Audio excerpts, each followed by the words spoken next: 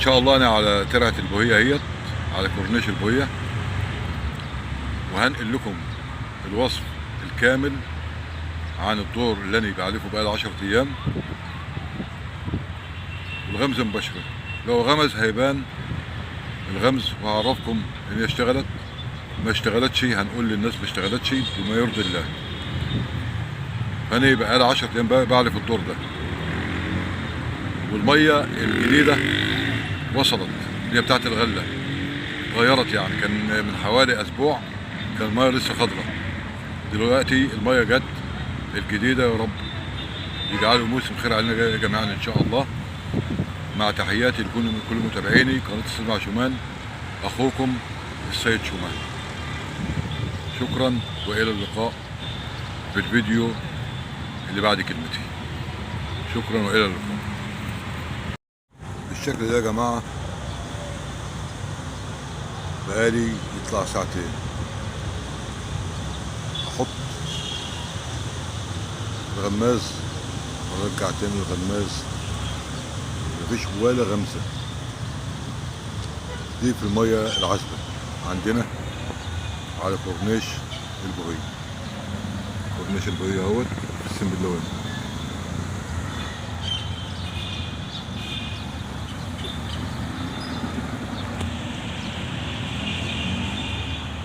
ولا غمزه.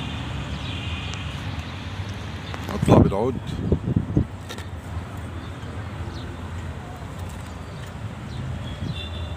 وارجع تاني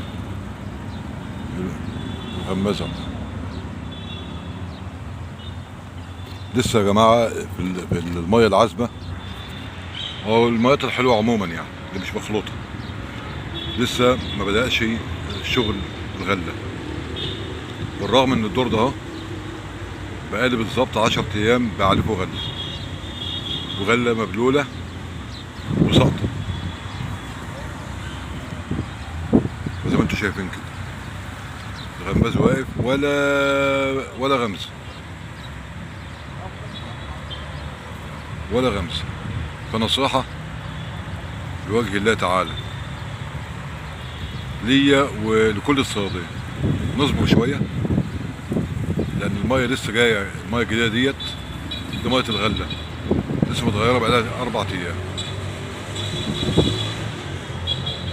السمكه اللي بتطلع على الدور وعلى الغله سمكه ما بتاكلش، اللي هي الحجاري، اللي هي بخه. اما البخ ده يروح ويسرح في الميه هتبدا الميه تاخد غله ان شاء الله باذن الله. وسنتكم سعيده وكلها رزق يا رب العالمين. حبيت اعرفكم ان الميات العذبه لسه ما اشتغلتش. ممكن تكون الميه شغاله في بعض الميات اللي هي صرف الاراضي او الجنايب الصغيره، لكن الميات اللي هي العروض اللي زي ديت لا، لسه عليها شويه الميه اهي.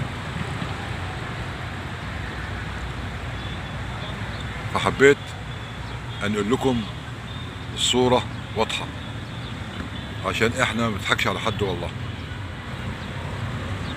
نقول تطلع شويه كده اجرب، جايز تغمز غمزه تبشر يعني، بس لسه ان شاء الله ايامها جايه ان شاء الله باذن الله. باذن الله. طبعا قبل ما اقوم الدور، بالرغم ان هو ما اشتغلش، هبدر شويه غله على الدور برضه عشان يجمع السمكه، ويا رب يجعله موسم خير علينا يا رب. غله اهي اهي.